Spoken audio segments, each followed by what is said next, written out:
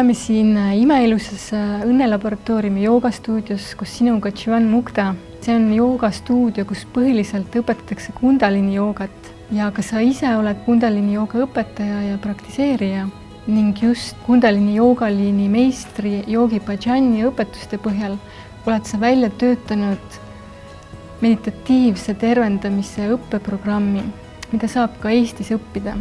Mis asi on siis meditatiivne tervendamine? Meditative healing is a form of deep spirituality.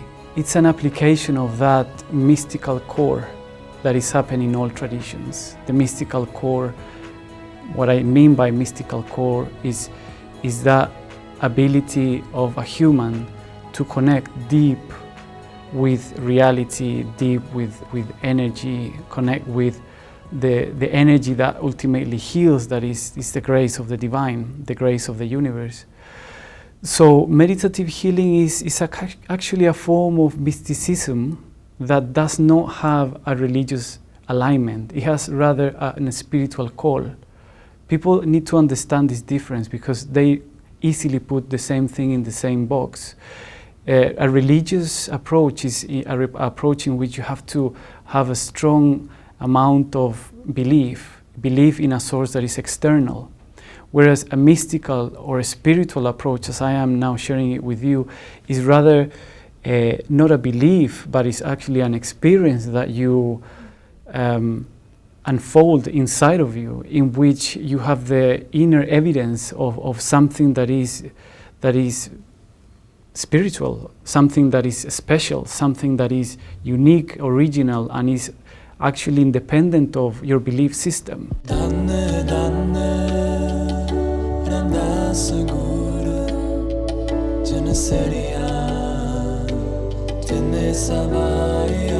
Meditative healing has this very deep core mystical base. I will refer to Yogi Bhajan. He said that healer is a living prayer. Healer is a living prayer. That means that a healer in this mystical, deep spiritual understanding must develop the ability to have a one-pointed mind that has the ability to move grace into some direction. But then this does happen when there is a combination of the other side of the coin, that is meditation. Yogi Bhajan spoke as prayer and meditation as two sides of the same coin.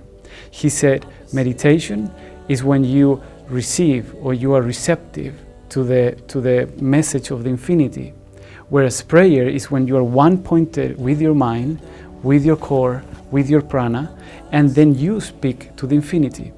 When this combination is created and when you are able to produce it spontaneously, so to speak, it's not forced, it's not technical. Some people think that healing is a technical thing that you put two wires together, poop, and the person is healed. No, it's much more than that. There are many levels in a human being that must be rebalanced or interacted in a healthy way, in a organic way, so the person can heal.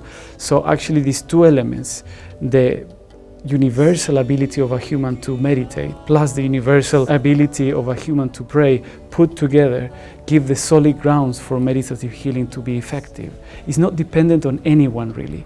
It's how someone can establish her own energy to actually be a tool for forces of healing, for forces of grace to come through and do the job and heal someone.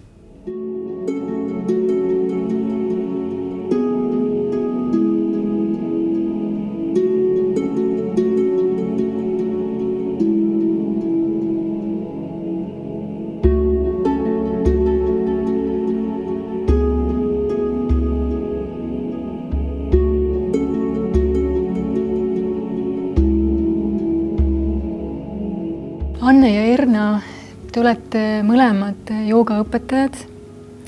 Te olete juba 7 aastat tervendanud inimesi individuaalsete joogaprogrammidega ja viimased aastad ka joogateraapiaga. Mida tähendab joogalikus mõttes üldse tervis? Mida tähendab haigus ja mis on siis tervenemine?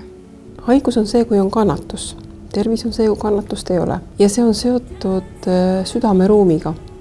Ja ma arvan, et kõik me teame enda kogemusest, et kui me oleme kurvad või kui me oleme õnnetud ja midagi on juhtunud ebameeldivat meie jaoks, siis loomulikult see haarab terve süsteemi. Me tunneme, et meil on siin kitsas, et nagu ei ole ruumi, me ei saagi nagu teha võib-olla mingit sammugi elus. Et kõik on nagu takistatud, aga tegelikult on meis endas see suhtumine või tunne, et see niimoodi on. Ja õnnelik olek on loomulikult ka kõigile samuti tuttav, et siis on ju tunne, et ma võin kõik teed on valla, ma saan kõigiga hakkama. Tervise pool ongi see, et ma säilitan seda ruumi enda sees, hoian selle ruumi enda sees avatud ja puhta ja helgena.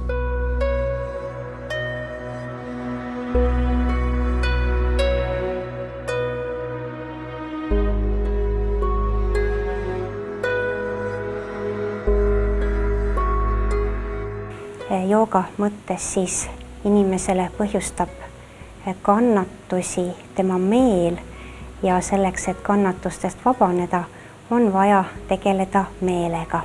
Meel saab siis informatsiooni meeleorganitelt ja see siis salvestatakse meie kui inimese süsteemi sisse. Ja nüüd sõltuvalt sellest, mis informatsioon meisse salvestub, tekib meil suhtumine, kas see on positiivne või negatiivne. Siit saabki esimese vihje, et kui meil on positiivne suhtumine, siis meil on enda sees nii-öelda palju ruumi, vabadust ja siis meile kõik meeldib. Meil on lisaks positiivsele suhtumisele positiivsed emotsioonid. Meie hingamine on vaba ja piisavalt pikk ja meil ei ole ka kehas mingisuguseid hädasid.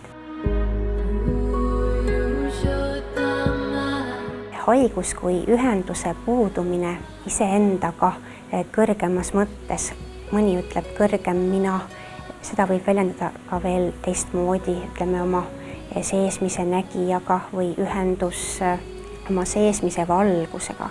Et siin on palju erinevaid termineid, igaüks oma nüansiga, aga need ei oma praegust tähendust. Nii et siis ühenduse puudumine oma seesmise valgusega, see on kindlasti haigus. Ja kui mul on see ühendus olemas, siis see on tervis. Healing is the reestablishing of a natural balance, an organic balance in the human body, mind, and consciousness. That organic balance is sometimes lost because of different circumstances. For instance, we live in the city, and then there is very limited connection to the organic forces of nature, or sometimes that balance is broken because of the type of food we eat. Sometimes that balance is broken because there is some kind of thing going on in our mind that starts to eat up the energy and then produce certain physical tensions that later on might produce a symptom and later on might actually develop into a whole critical illness, eventually life-threatening illness. So there are many things that combine together, but essentially there is a balance which is organic, that every human being can perfectly keep, provided that they understand this organic nature that we have. There is a mind, there is a body, there is a soul consciousness that is making us be what we are, and there are also emotional elements in all human beings. When we have this understanding, and with this understanding we keep a balance and we keep an organic lifestyle, actually health is much easier to keep, it's much easier to actually conquer, and it's much easier to expand, meaning that we can be healthier for longer time.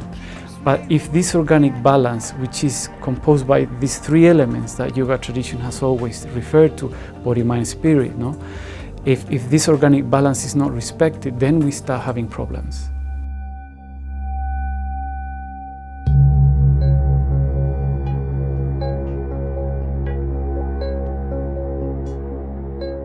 Aga miks ühendus südameruumiga katkeb? Mis võivad need põhjused olla? See on meie meeleplekid. See on umbes nii nagu, meil on nagu klaas välismaailma vahel. Kui seal klaasil on veidike mustust ja värve, siis me näeme seda maailma läbi selle klaasi, läbi oma emotsioonide, läbi oma tunnete, läbi oma mõtete, läbi oma arusaama. See muudab selle maailma selliseks. Tegelikult on maailm nagu ta on kogu aeg. And the human beings especially prone or inclined to be somehow overly concerned about life itself. And then our mental capacity is one of the key elements which make us have challenges in our health. Yogi Bhajan used to say something that the only problem that we have in life is that we think. It's a very sort of, what are you saying? I mean, why if we don't think? In one of his last lectures, he said exactly that thinking is the root of many of the problems we have in life. If we rather have more of a neutral approach, meditative approach to life, the thinking process won't produce stress, the thinking process won't produce a miscalculation of what life is providing. What he meant by thinking is basically the use of mind in a too judgmental way. That's what he meant by thinking. To think too much, to have too much concepts that are sometimes opposed to each other in our psyche, and not giving space for that trust, that intuitive ability to know that everything in the universe is already, in a bigger sense, an organic flow, an organic balance. All the galaxies, all the planets, solar system and all system, all the micro level of atoms, all of that is actually very intelligent. The whole creation is an intelligent design.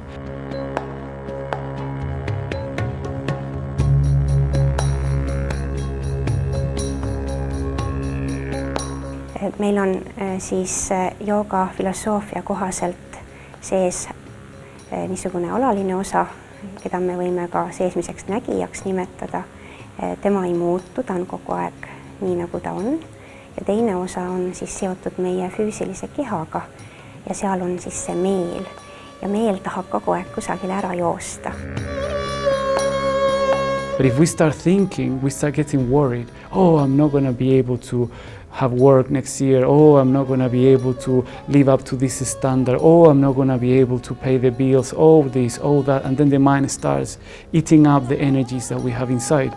And all the organic resources start to be less and less and less. So healing, health is dependent on that ability of the mind to be still, to be relaxed, to be neutral, to be meditative. And then that allows us to connect to the deepest source of organic nature, which is the self, the Atman. If we can head into that direction as individuals, as families, as societies, as world, then we will not need so much medical care. We won't need so much health insurances. We won't need much the doctor. And we will be able to simply feel more what we are going through in a mental, emotional level, and with certain techniques or tools, like for instance the yogic ones, we can deal with the imbalances we create.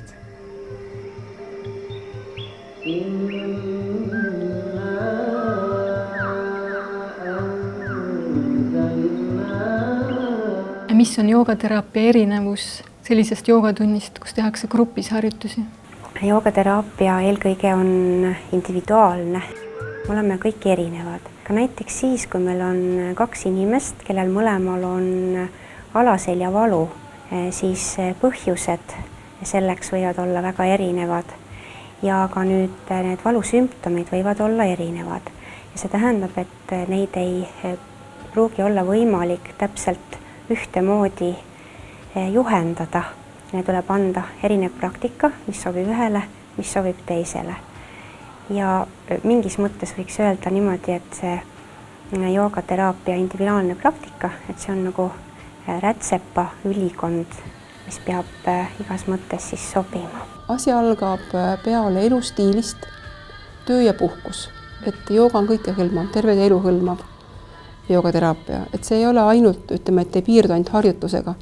Peab vaatama, missugune inimese aktiivsus, kas ta on liiga vähe või palju, puhkus ja töö, tema toitumisharjumused, muidugi suhtumine ja loomulikult tulevad sinna juurde klassikalised harjutused, hingamised, lisaks veel helid, kui on vaja, mantrad, kui on vaja, sõrmede asetamised, kätte asetamised, märkide jälgimine elus, oma unenägude tähelepanemine.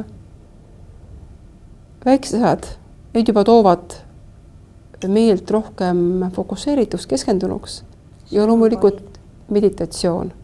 aga meditatsioon koosneb jälle erinevatest variantidest, et kõige lihtsam on hakata ju oma hingamist vaatama, see on ka juba liikumine sinna selles suunas.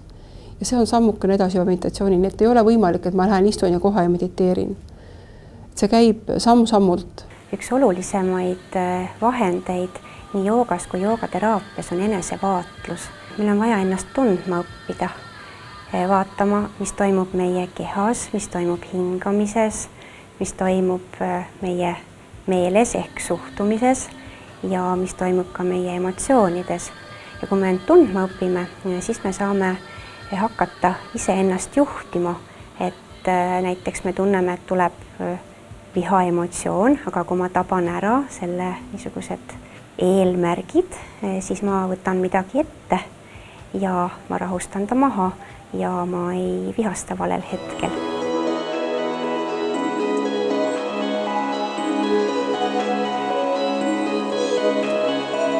Merilin, sina oled juba osalenud meditatiivse tervendamise õppeprogrammis. Mis on need kõige olulisemad asjad, mis sa enda jaoks avastasid? Ma arvan, kõige olulisem asi, mis minuga sealt kaasa tuli, oli see väikene paradoks, et ühteaegu kui lihtne tegelikult on iseennast tervendada ja samal ajal kui raske see võib olla. Kui me vaatame enda sisse, kui me võtame aega, et sukelduda enda sisemusse, me mediteerime, me keskendume, me saadame endast välja taotluse palve, siis see jumalik vägi, mis meie ümber on, see tuleb ja hakkab sinu kasuks tööle, tuleb sind aitama. Ja tegelikult justkui selleks on vaja väga vähe, aga samal ajal, et sinna jõuda, et see hakkaks toimima, on omajagu teekond. Ja kas sul oli ka mõni selline kogemus siis, kus sa kogesid seda jumalikku kohalolu? Ma arvan, et see oli suhteliselt koolituse alguses, võib-olla see oli teine moodul ja koolitusel me praktiseerime teineteise peal ja me tegime teineteise peal praktikat ja siis selle praktika käigus see tunne ja see kogemus, mida siis mina tundsin aga paariline pärast jagades, see on siiamaani sõnu seletamatu ühenduse, ma isegi võiks öelda mingis mõttes võib-olla sellise naudingu või kaifi, kuigi tegelikult see ei ole see ei anna edasi seda, see võib-olla ei ole nii õige sõna seda seletamaks, aga tugev piirideta ühenduse tunne ja kui me olime selle ära teinud selle seansi, siis me saime paarilisega jagada ja siis oli jagamise kord kõik ringis ja ma mäletan, et minu küsimus Giovannile oli see, et kui sa iga kord seda teed, kas sa iga kord tunned nii? ja siis selle peale ta viputas mulle näppu. See on see, mis on see segaja või nii-öelda see obstacle, kus ongi see paradoks, et ühteaegu see on kerge, aga samal ajal see paradoks seisnebki selles, et kuidas sa lähed üle nendest kõikidest nii-öelda segajatest, isegi kui need on positiivsed ja väga nauditavad, et sa ei võtaks neid kaasa, vaid et sa lubaksid tulla sellel vaikusel ja sellel, et see on see segaja ja nendest tuleb minna üle, et muidu see seda õiget kohta või seda õiget seisundit nii põhjalikult ei saavuta. Aga see on normaalne, et need tulevad alguses ja see ongi see, mida saab treenida.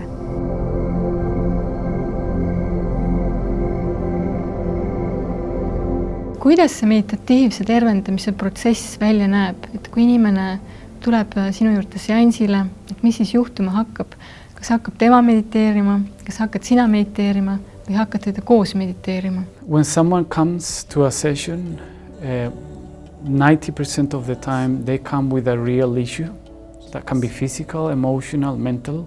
10% of the cases people are curious. They just have curiosity of know what I'm doing or what the practitioners of meditative healing are doing. Now, when we have a real issue, we discuss about it. We just explore, just like we are now talking about different things. And I might have certain intuitions that might guide the conversation and the person to open into certain areas, or I might not. So the next step is that the person will lay down and the person will simply be as if it was somewhere in the Bahamas, catching sun, relax with nothing to force or try to control, and simply relax.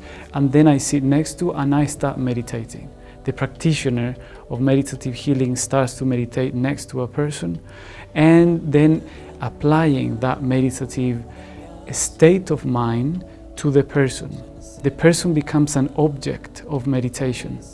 And that person as an object of meditation makes the meditative person, the meditative mind of the healer, interact and connect in a deeper level. Then after that, many things can happen, from healing to absolutely nothing. So it's not that in this field we can guarantee healing, but we can guarantee that we are doing our best.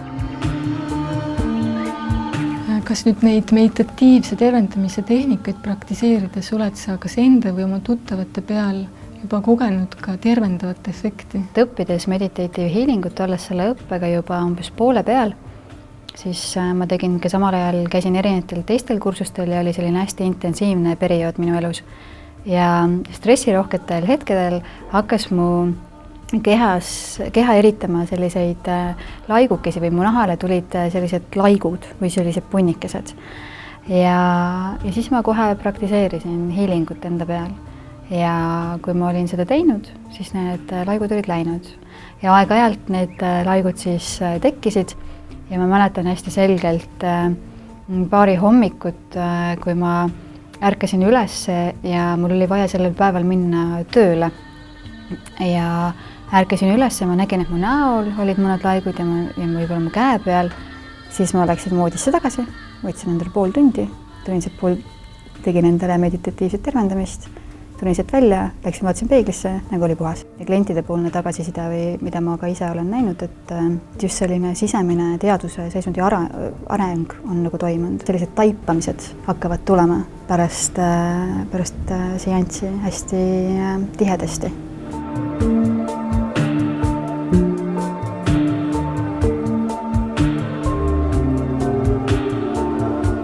Sometimes because of a person's what we call karma, is basically the person because of her life tendency has not reached the maturity to get rid of a health issue. Actually, that health issue must remain for a while and no one really can do anything about that. Some cases, some people can do something about that because it's meant to, but in other cases, those problems that people have must stay there because that's how the person purifies through the process of life and how that's the way the person moves into more growth in her understanding or his understanding of life.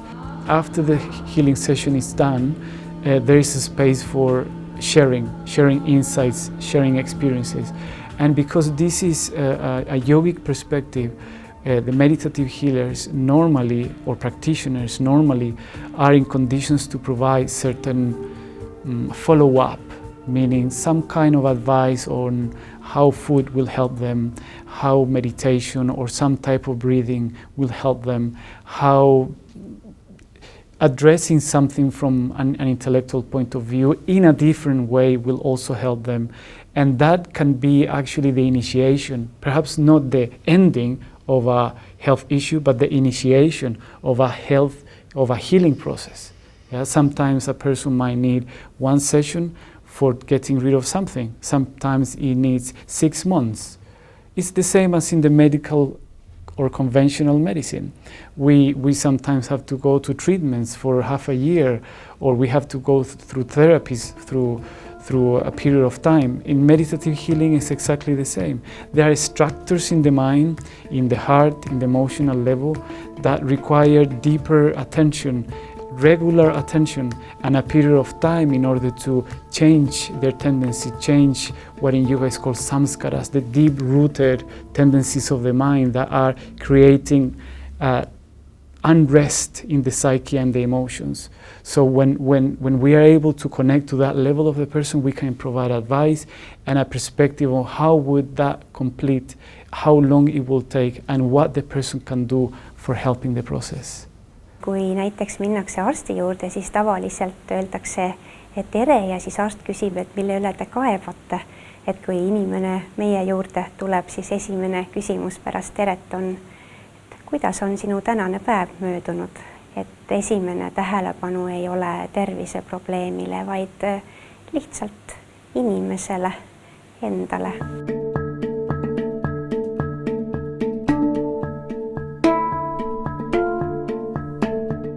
tulevad sealt välja ka muud eluaspektid, suhted, töö, hobid, et see pilt oleks võimalikult suur, see on ka väga informatiivne ja kasulik, et nagu inimene laotub, kes sinu ees nagu lahti. Ning edasi siis inimene ka ütleb, mida soovib, see on tema eesmärgid ja paneb selle kirja, et mis ta tahab saada, mis on tema eesmärk. Joogateraapia tunnis kindlasti ei ole eesmärke anda nõu, mida teha oma töökohaga või perekonnaga. Olulisem on koostada praktika, kus ta ise õpib ennast tundma ja praktika käigus tekib tal selgus, kas midagi on viltu tema töökohaga või midagi on viltu tema suhtumises oma perekonda. Nii et eesmärk on, et see tuleks välja niimoodi, et ta ise märkab seda.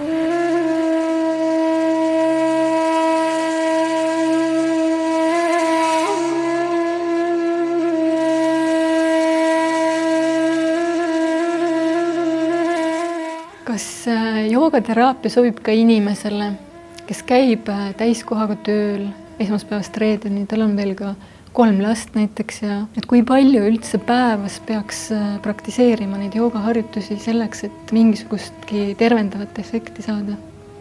Kui meil on väga rahutu, siis piisab ka vast 10 minutist päevas. Et see aeg võtta 10 minutit ei ole väga palju.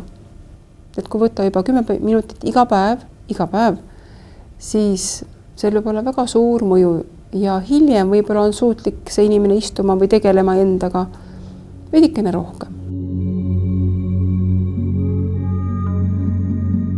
Kas joogateraapia on pigem selline täiendav ravi tavameditsiinile või on ka terviseprobleeme, mida saaks täiesti ära ravida ainult joogateraapiaga?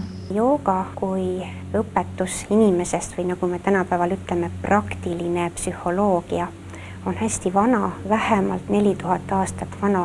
Meil ei ole olemas materiaalseid tõendeid, mis nagu viitavad varasemale ajale, aga ilmselt on ta kõvasti vanem. Sellest aspektist tuleb öelda, et joogateraapia võtted ja vahendid on kogu aeg olnud meiega. Neid on praktiseeritud mõnel ajastul vähem, mõnel ajastul rohkem. Ja sellepärast võib kindlalt öelda, et joogateraapia kindlasti abistab nii mõnegi ütleme siis sümptomi leevendamisel või ka mingisugusest haigusest tervenemisel ilma muude võteteta, sealhulgas ka siis kaasaegse allopaatilise meditsiinita.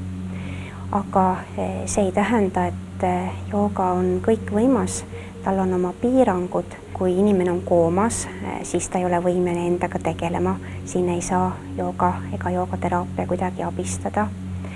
Samamoodi väikesi lapsi, kellel ei ole väga enda tahet. I believe in a humanity now that is much more capable of having an inclusive approach to health issues.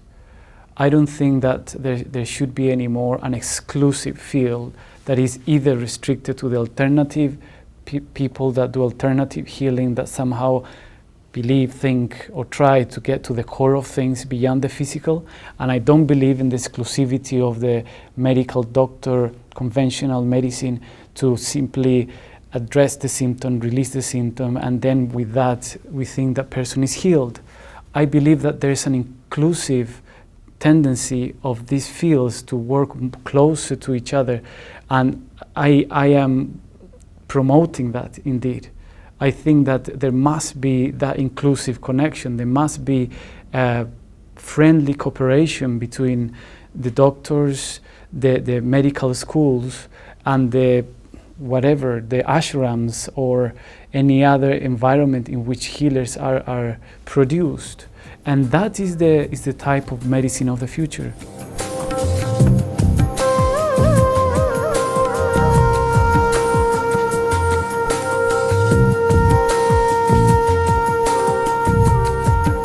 Lisaks sellele saab ühendada ka näiteks siin massaaži ja joogat, ravimtaimi ja joogat ja nii edasi. Nii et hästi palju kombineerimise võimalusi on, aga siin jälle võib olla selline mõte, et liiga palju erinevaid asju ei ole mõtet ka kombineerida. Nii et kui keegi saab meditsiinist abi ja soovib midagi kõrvale võtta, siis võib-olla ühest piisab ja see võib olla joogateraapia, aga võib olla midagi muud, mis inimesele sobib.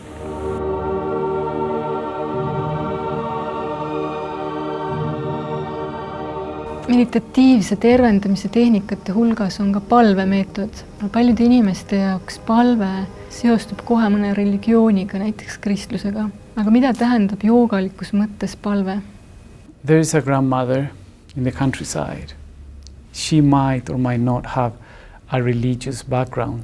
She might or might not have a religious commitment. But one day that grandmother is taking care of the grandson.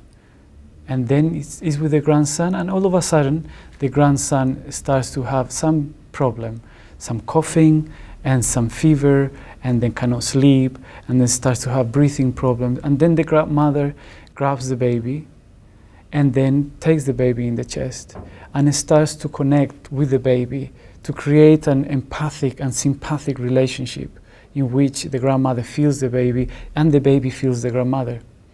Then at some point, the grandmother opens her heart to something beyond this particular environment where two people are meeting. And the grandmother says, looks at the sky and says, "Oh, please God, help me." That is prayer.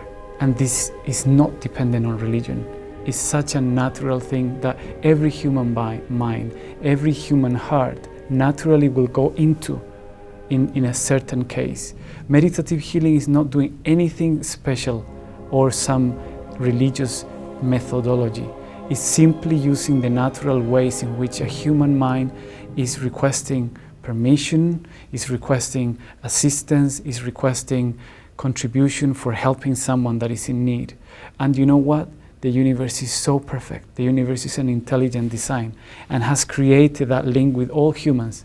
When a human says, "Please help," universe comes and provides the help. Sa kanaldad midagi palju vägevamat kui ainult energia. Et kui näiteks tihtipeale me saame öelda, et erinevad teised taolised tervendamismeetodid kanaldavad energiat, siis meditative healing kanaldab nii-öelda grace'i ehk Jumala armu. Ja see on võimas vähemasti minu jaoks. Ja see teeb selle eriliseks. This is not religion, it's simply a law of the universe. Some people might have challenged to understand that the universe has laws, but well, then you have the books of Newton and the books of all the physics and all the great minds of the planet, the history of humanity that have pinpointed so many laws of the universe. Let's now expand the understanding a bit. There are other laws in the universe, perhaps they are not so visible to the human eye, but they are still applicable. And what's the difference between someone that knows these laws and someone that doesn't is that the one that knows these laws has some experience. The grandmother has some experience that in that moment, her intuition, her nature, her mind, her heart knows what to do. And she does it. So what do we do when we are in this limit type of experience of something that goes to the limit? We open up to the forces of the universe. This is essentially what prayer means, that we open up and we direct the attention. So it's not really a religious thing. You don't need to really believe something. Just open to the reality. No one can deny that there is a universe. No one can deny that this universe is actually balanced, that all the planets, all the galaxies, all the seasons, all our atoms, everything is organized in a very intelligent way. It's an intelligent design. So we just need to understand that and start flowing with it, using it, applying it, and that will make a possibility for people to have better health.